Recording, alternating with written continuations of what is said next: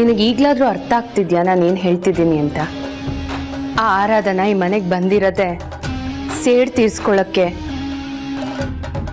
ನನಗೆ ಅರ್ಥ ಆಗ್ತಾ ಇಲ್ಲ ಅಮ್ಮು. ಸೇಡ್ ತೀರಿಸ್ಕೊಳಕ್ ಬಂದಿರೋಳು ಯಾಕೆ ಎಲ್ಲರ ಜೊತೆ ಚೆನ್ನಾಗಿದ್ದಾಳೆ? ನಾನು ಬೈದ್ರೆ ಬೈಸ್ಕೊತಾಳೆ, ನಿಮ್ಮ ಅಪ್ಪನ ಜೊತೆ ನಗ್ನಗ್ತಾ ಮಾತಾಡ್ತಾಳೆ, ಅಡಿಗೆ ಕೆಲಸ ಮಾಡ್ತಾಳೆ, ಮನೆ ಕೆಲಸನೂ ಮಾಡ್ತಾಳೆ. ಯಾಕೆ? ಇಲ್ಲೇ ಅಮ್ಮ ನೀನು ಅವಳ ಬಗ್ಗೆ ತಪ್ಪಾಗಿ ತಿಳ್ಕೊಂಡಿರೋದು. ಅವಳ ಟ್ರಿಕ್ಕೇ ಅದೇ ಅಮ್ಮ, ತುಂಬ ಒಳ್ಳೆಯವಳಾಗಿರೋದು, ಎಲ್ರ ಮನ್ಸನ್ನ ಗೆಲ್ಲೋದು. ಈಗ ನೋಡು, ನೀನು ಅವಳನ್ನ ಅಡುಗೆ ಮನೆಗೆ ಹೋಗ್ಬೇಡ ಅಂತ ಹೇಳಿದ್ದೆ, ಆದರೆ ನೀರು ಬ್ಲಾಕ್ ಆಗಿರೋ ನೆಪ ಇಟ್ಕೊಂಡು ಅಡುಗೆ ಮನೆಗೆ ಹೋದ್ಲು. ಅದೇನೋ ಅಂತಾರಲ್ಲ, ಬೆರಳು ಕೊಟ್ರೆ ಹಸ್ತಾನೇ ನುಂಗ್ತಾರೆ ಅಂತ, ಹಾಗೆ ನೀರು ಬರೋ ಥರ ಮಾಡಿ ತಿಂಡಿನೂ ರೆಡಿ ಮಾಡಿ ಅಪ್ಪನ ಕೈಯಲ್ಲಿ ಹೊಗಳಿಸ್ಕೊಂಡ್ಲು. ನನಗನ್ಸುತ್ತೆ ನೀರು ಬರ್ದೇ ಇರೋ ಹಾಗೆ ಮಾಡಿದ್ದೆ ಅವಳು ಅಂತ. ಹಾಗಂತ್ಯಾ? ಹ್ಞೂಮ್ಮ, ಮತ್ತಿನ್ನೇನು, ನಾವೆಲ್ಲ ಅಷ್ಟೊಂದು ಗುದ್ದಾಡಿದ್ರು ಬರ್ದೇ ಇರೋ ನೀರು ಅವಳೇನೋ ಮಾಡಿದ ತಕ್ಷಣ ಹೇಗೆ ಬಂದ್ಬಿಡ್ತು? ನಾವು ಅನ್ಕೊಂಡಂಗಿಲ್ಲ ಅಮ್ಮ, ಅವಳು ಏನೋ ದೊಡ್ಡ ಪ್ಲಾನೇ ಮಾಡ್ಕೊಂಡ್ ಬಂದಿದ್ದಾಳೆ. ನೋಡಿದ್ಯಾ ಹೇಗೆ ನೈವಾಗಿ ಮಾತಾಡಿ ಅಪ್ಪನ ಹತ್ರ ಫ್ಯಾಕ್ಟ್ರಿಗೆ ಕರ್ಕೊಂಡು ಹೋಗಿ ಅಂತ ಕೇಳಿದ್ಲು. ಅವಳ ಉದ್ದೇಶ ಅದೇನಿರ್ಬೋದು ಅಮ್ಮು? ನನಗೆ ತುಂಬ ಭಯ ಆಗ್ತಾ ಇದೆ. ಸೇಡಮ್ಮ, ಸೇಡ್ ಒಂದೇ ಅವಳ ತಲೆಯಲ್ಲಿರೋದು. ಇಷ್ಟು ದಿನ ಅಪ್ಪನ್ನ ಕಂಡ್ರೇನೆ ಆಗ್ತಿರ್ಲಿಲ್ಲ, ಈಗ ನೋಡು ಮಾವ ಅಂತ ಬಾಯಿ ತುಂಬ ಕರೀತಾಳೆ. ಅದು ಹೇಗೆ ಸಾಧ್ಯ? ಹೌದು ಅಮ್ಮು, ಅವರಪ್ಪ ಶಿವಶಂಕರ್ ಸಾವು ಕಾರಣ ನಿಮ್ಮಪ್ಪನೇ ಅಂತ ಅವಳು ಅನ್ಕೊಂಡ್ಬಿಟ್ಟಿದ್ದಾಳೆ. ಅಂದ್ರೆ ಅಪ್ಪನ ಮೇಲೆ ದ್ವೇಷ ಇದ್ದೇ ಇರುತ್ತೆ. ಈಗ ದ್ವೇಷ ಎಲ್ಲಿ ಹೋಯ್ತು? ಈ ಮನೆಗೆ ಸೊಸೆಯಾಗಿ ಬಂದ್ಮೇಲೆ ಅಪ್ಪನ ಸಾವು ಲೆಕ್ಕಕ್ಕಿಲ್ದೆ ಹೋಯ್ತಾ? ಖಂಡಿತ ಇಲ್ಲಮ್ಮ. ಭೂಮಿಯಲ್ಲಿ ಕುದೀತಾ ಇರೋ ಲಾಭ ರಸ ಥರ ದ್ವೇಷ ಅವಳ ಮನ್ಸಲ್ಲಿ ಕುದೀತಾನೆ ಇದೆ, ಆದ್ರೆ ತೋರ್ಸ್ಕೊತಾ ಇಲ್ಲ. ಒಳ್ಳೆತನದ ಮುಖವಾಡ ಹಾಕೊಂಡು ಎಲ್ರೂ ಯಾಮಾರಿಸ್ತಿದ್ದಾಳೆ. ಅಮ್ಮು, ನಂಗೆ ತುಂಬ ಭಯ ಆಗ್ತಾ ಇದೆ ಕಣೆ. ಅವಳು ನಮ್ಮ ಮನೇನ, ನಮ್ಮ ನೆಮ್ಮದಿನ ಸಂಪೂರ್ಣವಾಗಿ ನಾಶ ಮಾಡಿಬಿಡ್ತಾಳ. ಮತ್ತಿನ್ನೇನಮ್ಮ, ಈ ಮನೇನ ಬೆಳಗಕ್ಕೆ ಬಂದಿರೋ ದೀಪ ಅನ್ಕೊಂಡಿದ್ಯಾ ಅವಳನ್ನ? ಈ ಮನೇನ ಹೊತ್ತುರ್ಸಕ್ಕೆ ಬಂದಿರೋ ಕಿಡಿ ಅವಳು. ತಣ್ಣೀರ್ ಹಚ್ಚಿ ಆರಿಸ್ಲಿಲ್ಲ ಅಂದ್ರೆ ತುಂಬಾ ಕಷ್ಟ. ಈಗ ಏನಮ್ಮ ಮಾಡೋದು? ಇದನ್ನ ನಿಮ್ಮ ಅಪ್ಪನಿಗೆ ನಾನು ಹೇಗೆ ಅರ್ಥ ಮಾಡಿಸ್ಲಿ? ಅವರು ಅವಳನ್ನ ತುಂಬಾ ನಂಬಿದ್ದಾರೆ, ಸೊಸೆ ಸೊಸೆ ಅಂತ ತಲೆ ಮೇಲೆ ಕೂರಿಸ್ಕೊಂಡಿದ್ದಾರೆ. ನಮ್ಗಿಂತ ಹೆಚ್ಚಿಗೆ ಅಪ್ಪ ಅವಳ ವಿಷಯದಲ್ಲಿ ಎಚ್ಚರಿಕೆಯಿಂದ ಇರಬೇಕು. ನಿನಗೆ ನೆನಪಿದೆ ಅಲ್ವಾ, ಅಪ್ಪ ನೀನು ಶಿವಾನಿ ಮಗನ ಮದ್ವೆಗೆ ಹೋಗಿದ್ರಿ. ಅವತ್ತು ಇವಳು ಅಪ್ಪನಿಗೆ 4 ಜನರ ಮುಂದೆ ಕೊಲೆಗಾರ ಅಂತ ಬೈದಿದ್ದಾಳೆ, ತುಂಬಾ ಅವಮಾನನೂ ಮಾಡಿದ್ದಾಳೆ. ಅಪ್ಪ ನಿನ್ನ ಹತ್ರ ಹೇಳಿದಾರ? ಏನು? ಎಲ್ಲರ ಎದುರುಗಡೆ ನನ್ನ ಗಂಡನ ಕೊಲೆಗಾರ ಅಂತ ಹೇಳಿದಾಳ?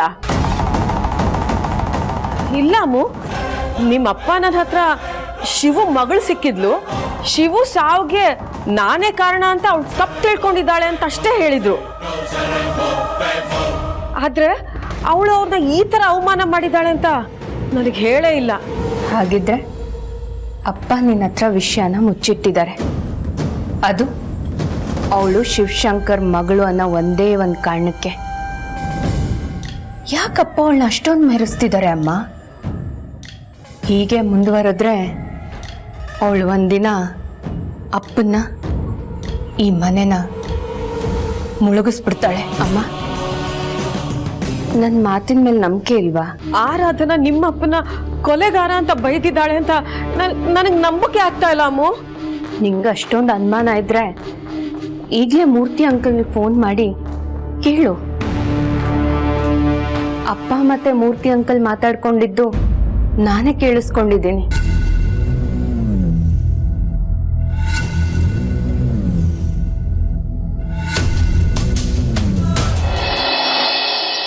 ಸಡನ್ ಆಗಿ ವಿಡಿಯೋ ಕಾಲ್ ಮಾಡಿದ್ರೆ ಹೆಂಗೆಂಗೋ ರಿಸೀವ್ ಮಾಡೋದಕ್ಕಾಗತ್ತಾ?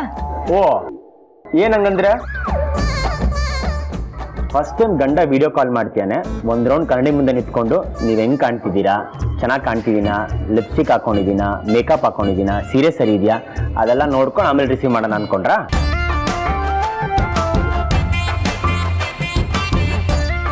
ಯಾಕ್ರಿ ಹೆಂಗೆ ಕಣ್ಕೊಂಡು ಬಿಡ್ತಿದ್ದೀರಾ? ಸುಮ್ಮನೆ ತಮಾಷೆ ಮಾಡಿದೆ ಅಷ್ಟೇ. ತಮಾಷೆ ಅಲ್ಲ ರಾಜ್, ನೀವು ನಿಜಾನೇ ಹೇಳಿದ್ರಿ. ನೋಡಿ ನಮ್ಮ ಮನೆ ಬರೋಣ, ನೀವಂತೂ ನನ್ನ ಮಿಸ್ ಮಾಡ್ಕೊಳ್ಳಲ್ಲ, ನೆನಪು ಮಾಡ್ಕೊಂಡು ಒಂದೇ ಒಂದು ಫೋನ್ ಕೂಡ ಮಾಡಲ್ಲ. ಹೋಗ್ಲಿ ಅಂತ ನಾನೇ ಕಾಲ್ ಮಾಡಿದ್ರೆ ಏನು ಮಾತಾಡದೆ ಸುಮ್ಮನೆ ಇದ್ದೀರಾ. ಸರಿ ಬಿಡಿ, ನೀವು ಮಾತಾಡಂದ್ರೆ ಯಾಕೆ. Okay bye. ರಾಜ್ ರಾಜ್ ರಾಜ್ ಮಾತಾಡ್ತೀನಿ. ರೀ ಮುನಿಯಮ್ಮ, ನಾನಂತೂ ನಿಮ್ಮನ್ನ ತುಂಬಾ ಮಿಸ್ ಮಾಡ್ಕೋತಾ ಇದೀನಿ. ನಾನು ಅಷ್ಟೇ ರಾಜ್, ನೀವಿವತ್ತು ಇಲ್ಲಿ ಇರ್ಬೇಕಾಗಿತ್ತು. ಹೌದಾ? ಅಂಥದ್ದೇನಾಯ್ತು? ಈಗಲೇ ಹೇಳೋದು ಬೇಡ, ಅತ್ತೆ ನನ್ನ ಜೊತೆ ಮಾತಾಡೋ ಹಾಗಾಗ್ಲಿ, ಅವಾಗ ಹೇಳ್ತೀನಿ. ಏನೂ ಇಲ್ಲ. ಮತ್ತೆ ನೀವೇನ್ ಮಾಡ್ತಿದ್ದೀರಾ? ನಾನಾ ಕಾಫಿ ಕುಡಿತಿದ್ದೆ. ನಿಮ್ಗೂ ಬೇಕಾ? ಹಲೋ, ನೀವು ಕೊಡ್ತಿರೋ ಕಾಫಿ ಇಲ್ಲಿಗೆ ಬಂದು ನನ್ನ ಬಾಯಿ ಸೇರೋ ಅಷ್ಟರಲ್ಲಿ ತಣ್ಣದು ತೊಪ್ಪೆ ಆಗಿರುತ್ತೆ. ನಾನೇ ಇಲ್ಲಿ ಬಿಸಿ ಬಿಸಿ ಕಾಫಿ ಮಾಡ್ಕೋತಾ ಇದ್ದೀನಿ, ಅದನ್ನೇ ಕುಡಿತೀನಿ. ಒಂದ್ ನಿಮಿಷ ಇರಿ. ಮುನಿಯಮ್ಮ, ನಾನಿಲ್ಲ ಅಂದ್ರು ನೀವು ಮನೆ ತುಂಬ ಓಡಾಡ್ಕೊಂಡು ಖುಷಿಯಾಗಿದ್ದೀರಾ ಅಂತ ಅನಿಸ್ತಿದೆ. ಇದರ ಅರ್ಥ ನೀವು ನಮಗೆಲ್ಲ ಹೊಂದ್ಕೊಂಡಿದ್ದೀರಾ ಅಂತ. ಅಮ್ಮ ನಿಮ್ಗೇನು ನೋವು ಮಾಡ್ತಿಲ್ಲ ಅಂತ ಅನಿಸ್ತಿದೆ. ಚಿಯರ್ಸ್. ಬ್ರೀ, ನಿಮ್ ಕಪ್ ಸ್ವಲ್ಪ ಕೊಡ್ತೀರಾ? ನೀವು ಕಾಫಿ ಹೇಗೆ ಮಾಡಿದೀರಾ ಅಂತ ನೋಡ್ತೀನಿ. ಸಖತ್ತಾಗಿದೆ. ನಿಮ್ಗೆ ಅದೃಷ್ಟ ಇಲ್ಲ ಈ ಕಾಫಿ ಕುಡಿಯೋದಕ್ಕೆ. ಹೌದಾ? ನಾನು ಬಂದ್ಮೇಲೆ ನನಗೆ ಮಾಡ್ಕೊಡಿ. ಅವೆಲ್ಲ ಆಗಲ್ಲ. ಯಾಕ್ರಿ? ಪಾಪದ ಗಂಡಗೆ ಒಂದು ಕಾಫಿನೂ ಮಾಡ್ಕೊಡಲ್ವಾ? ಆಯ್ತಾಯ್ತು, ಈಗ ಹೇಳಿ ನಂಗೆ, ಅತ್ತೆಗೆ ಇಷ್ಟವಾದ ಅಡ್ಗೆ ಯಾವುದು? ಓ, ಏನು ನಮ್ಮ ಅಮ್ಮಂಗೆ ಇಷ್ಟವಾದ ಅಡುಗೆ ಮಾಡ್ಕೊಡ್ಬೇಕು ಅಂತನಾ? ಅತ್ತೆನ ಬುಟ್ಟಿಗೆ ಹಾಕೊಳ್ಳೋ ಪ್ಲಾನಾ?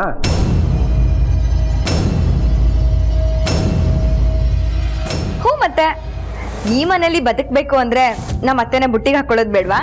ಯಾರು ಮುನಿಯಮ್ಮನ್ ಕರೆದ್ರು? ಅದು ಜೋರಾಗಿ. ಫೋನ್ ಬೇರೆ ಕಟ್ಟಾಯ್ತು. ಯಾರಿರ್ಬೋದು? ಫೈಲ್ಸ್ ಎಲ್ಲ ರೆಡಿ ಮಾಡ್ಕೊಳ್ಳಿ. ಇನ್ನು ಅಲ್ಲಿ ಬಂದು ನಾನೇ ಸೈನ್ ಮಾಡ್ತೀನಿ. ಅಮ್ಮು ಅಮ್ಮು, ನಿಮ್ಗೊಂದು ವಿಷಯ ಹೇಳಬೇಕು. ಏನ್ ಮಾವ? ಭಾವ ಆರಾಧನನ್ನು ಕರ್ಕೊಂಡು ಆಚೆ ಎಲ್ಲೋ ಹೋಗ್ತಾ ಇದ್ದಾರೆ. ಅದಕ್ಕೆ ಅವ್ರ ಮೀಟಿಂಗ್ ನೆಲ್ಲ ರೀಸ್ಕೆಡ್ಯೂಲ್ ಮಾಡ್ಕೋತಾ ಇದ್ದಾರೆ.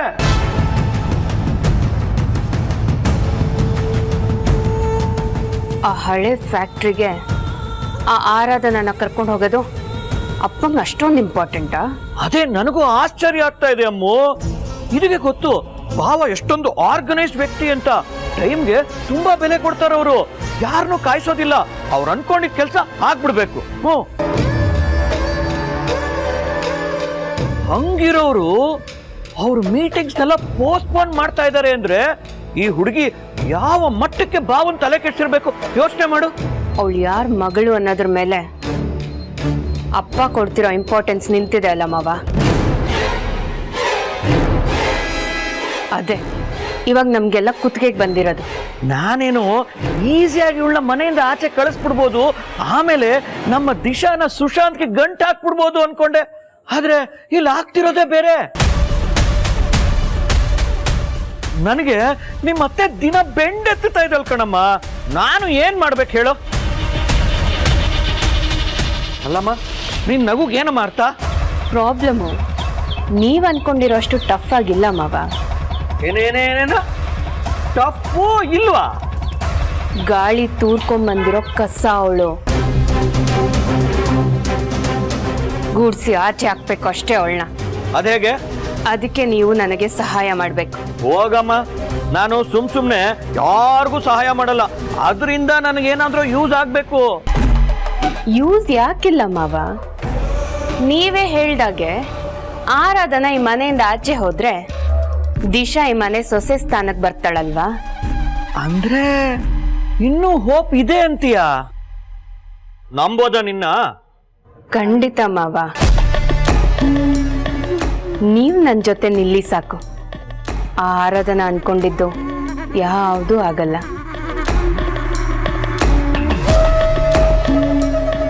ಅವಳು ಹೇಗ್ ಬಂದ್ಲೋ ಹಾಗೆ ವಾಪಸ್ ಹೋಗೋ ಥರ ನಾನು ಮಾಡ್ತೀನಿ.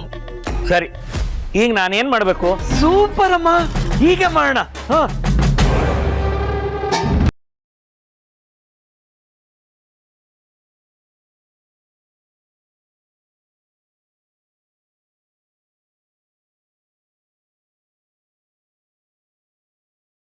ಚೆನ್ನಾಗ್ತೀನಿ. ಅಮ್ಮ ಏನಕ್ಕೋ ಕರೆದಿರ್ಬೋದು ಆರಾಧನವ್ರನ್ನ, ಅದಕ್ಕೆ ಕಟ್ ಮಾಡಿ ಹೋಗಿರ್ತಾರೆ. ಅತ್ತೆ ಅತ್ತೆ ಅಂತ ಕರಿಬೇಡ ನನ್ನ. ಹೌದು, ಇಲ್ಲಿ ಅಡಿಗೆ ಮನೇಲಿ ಏನ್ ಮಾಡ್ತಾ ಇದೀಯ ನೀನು? ಅತ್ತೆ, ಮಧ್ಯಾಹ್ನದ ಊಟಕ್ಕೆ ಅಡುಗೆ ಮಾಡೋಣ ಅಂತ ಬಂದೆ. ಅಷ್ಟರಲ್ಲಿ ರಾಜ್ ಕಾಲ್ ಮಾಡಿದ್ರು. ಅವ್ರ ಹತ್ರ ನಿಮಗೆ ಇಷ್ಟವಾದ ಅಡುಗೆ ಯಾವುದು ಅಂತ ಕೇಳ್ತಾ ಇದ್ದೆ. ಆಹಾಹಾಹಾ, ತುಂಬಾ ಚೆನ್ನಾಗಿದೆ ನಿನ್ ನಾಟಕ. ನನ್ ಮಗನ್ನ ಮರಳು ಮಾಡಿದ್ದಾಯ್ತು, ನನ್ ಗಂಡನ್ನ ಮರಳು ಮಾಡಿದ್ದಾಯ್ತು. ಈಗ ನನ್ನ ಇಷ್ಟವಾದ ಅಡಿಗೆ ಮಾಡಿ ನನ್ನನ್ನು ಬುಟ್ಟಿಗೆ ಹಾಕೊಳ್ಳೋ ಯೋಚನೆನಾ? ಈಗ ಫೋನಲ್ಲಿ ನೀನ್ ಅದೇ ಅಲ್ವಾ ಹೇಳ್ತಾ ಇದ್ದಿದ್ದು? ಅಯ್ಯೋ ಖಂಡಿತ ಇಲ್ಲ ಅತ್ತೆ, ತಮಾಷೆಗೆ ಹಾಗೆ ಹೇಳ್ತಿದ್ದೆ ಅಷ್ಟೆ. ಮುಚ್ಚು ಬಾಯ್ನ. ಬೆಳಗ್ಗೆ ನಾನೇ ನಿನ್ನ ಅಡಿಗೆ ಮನೆ ಒಳಗೆ ಕಳಿಸ್ದೆ, ಆದ್ರೆ ಈಗ ನೀನ್ ಇದನ್ನೇ ನಿನ್ನೆಲ್ಲ ಕೆಟ್ಟ ಉದ್ದೇಶ ಸಾಧಿಸೋ ವೇದಿಕೆಯಾಗಿ ಮಾಡ್ಕೋಬೇಡ. ಇಷ್ಟಕ್ಕೂ ನಿನಗೆ ನಾನು ಹೇಳದ್ನ ಅಡಿಗೆ ಮಾಡು ಅಂತ? ನಾನು ನನ್ ಮಗನಷ್ಟು ದಡ್ಡಿ ಅಲ್ಲ. ನಿನ್ನ ನಾಟಕನ ನಾನ್ ನಿಜ ಅಂತ ನಂಬದೂ ಇಲ್ಲ. ನೀನೇನು, ನಿನ್ನ ಉದ್ದೇಶ ಏನು, ನನಗೆಲ್ಲ ಚೆನ್ನಾಗಿ ಗೊತ್ತಿದೆ. ಏನ್ ಹೇಳ್ತಿದ್ದೀರಾ ಅತ್ತೆ? ಏನ್ ನನ್ನ ಉದ್ದೇಶ? ಮಳ್ಳಿ ತರ ಆಡ್ಬೇಡ. ನಿನ್ನ ಉದ್ದೇಶ ಈಡೇರಕ್ಕಂತೂ ನಾನ್ ಬಿಡೋದಿಲ್ಲ. ನೀವ್ ಒಳ್ಳೆಯವಳ ತರ ಇದ್ದು ಎಲ್ರ ಮನ್ಸನ್ನ ಗೆದ್ದು ನೀನ್ ಅನ್ಕೊಂಡಿದ್ದನ್ನ ಸಾಧಿಸ್ಬೋದು ಅಂತಿದ್ರೆ ಅದು ನಿನ್ನ ಭ್ರಮೆ. ಈ ಸಾವಿತ್ರಿ ಮುಂದೆ ನಿನ್ನ ಆಟ ನಡೆಯಲ್ಲ. ಏನ್ ನೋಡ್ತಾ ನಿಂತಿದ್ಯಾ? ನಾನು ಅವತ್ತೇ ಹೇಳಿದ್ದೆ ತಾನೆ, ಈ ಅಡಿಗೆ ಮನೆ ನಂದು, ನಿನಗಿಲ್ಲಿ ಯಾವತ್ತೂ ಜಾಗ ಇಲ್ಲ. ಹೋಗಿಲ್ಲಿಂದ ನಿಂತ್ಕೋ. ಇವತ್ತು ನೀನು ಬರೀ ಅಡಿಗೆ ಮನೆಯಿಂದ ಆಚೆ ಹೋಗ್ತಾ ಇದ್ಯಾ. ಆದಷ್ಟು ಬೇಗ. ಆರಾಧನ, ನನ್ನ ತಲೆ ನೋವ್ತಾ ಇದೆ, ಸ್ವಲ್ಪ ಕಾಫಿ ಮಾಡಿ ಕೊಡ್ತೀಯ ಮಗಳೇ?